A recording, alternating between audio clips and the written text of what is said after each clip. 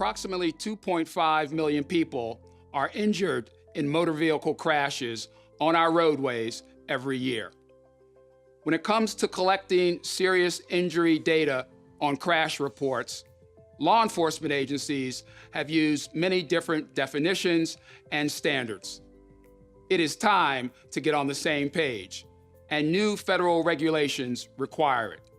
The Model Minimum Uniform Crash Criteria, or MUC, sets the newly required standard for classifying and reporting injuries on crash reports. Accurately and consistently collecting data on serious injury crashes helps invest in countermeasures to prevent them. This video is intended to help you identify the 7 types of suspected serious injuries for the crash report in accordance with the MUC 4th edition guideline.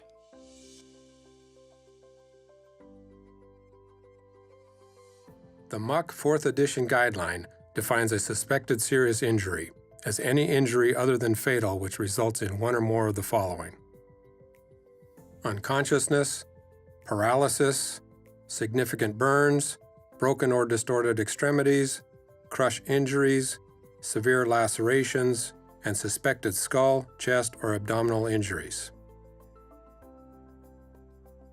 Let's take a look at each serious injury type. Unconsciousness.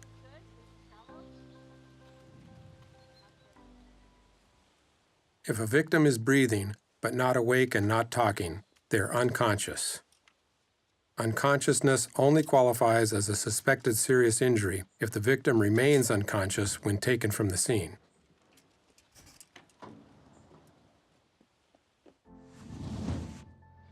Paralysis. Paralysis qualifies as any loss of movement. If the victim is unwilling to move, that doesn't necessarily indicate paralysis. Confirm with EMS personnel that the victim is experiencing loss of movement. In this example, the EMS provider has determined that the woman cannot move her legs. Significant burns. If someone has 2nd or 3rd degree burns on 10% of their body, they're suffering from significant burns. 10% of the body is most of an extremity, or the majority of the chest or back.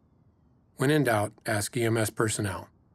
Signs of a 2nd degree burn generally include blisters, which may appear white or yellow. A 3rd degree burn appears charred and leathery. Broken or distorted extremities. If the limb is deformed, or you can see bone, or one arm or leg is visibly shorter than the other, it is a suspected serious injury. Crush injuries. Crush injuries occur when part of the body is pinned or trapped and the victim cannot escape. Crush injuries can indicate significant internal damage.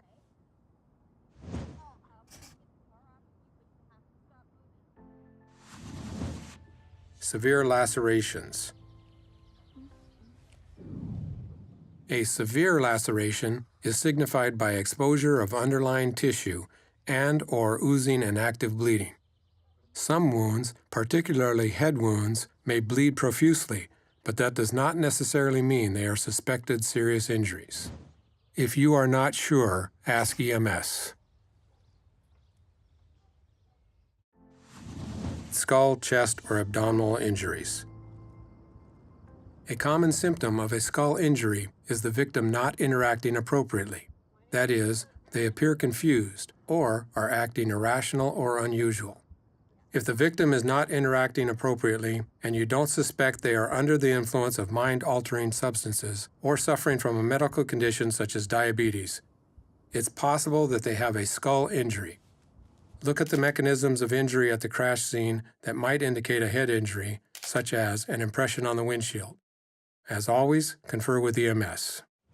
Possible chest or abdominal injuries can be difficult to identify on scene, even for EMS personnel. If the victim has obvious bruising, swelling, bleeding, or deformities of the chest or abdomen, they may be suffering from a suspected serious chest or abdominal injury. Other signs include bulging eyes and veins popping in the neck. As always, the safety of the crash victim is your top priority. Do not remove clothing or move a victim for the sole purpose of data collection. When appropriate, ask EMS providers for assistance. Now we know the signs and symptoms of suspected serious injuries. We encourage you to make your best assessment about suspected serious injuries at the scene of a crash. Consult with EMS professionals to make sure your injury assessment is accurate and consistent with the MMUCC 4th edition guideline. EMS professionals are valued partners with the law enforcement community and can provide important information about injury severity at the scene of a crash.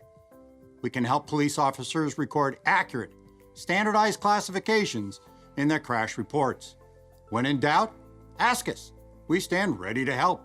Our crash reports are the only source of injury data that can be linked directly to the crash scene.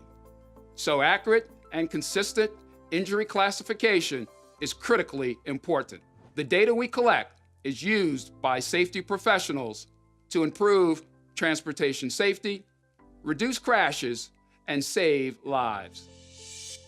At the Federal Highway Administration and the National Highway Traffic Safety Administration, safety is our top priority. For more information, visit us online at safety.fhwa.dot.gov or nhtsa.dot.gov.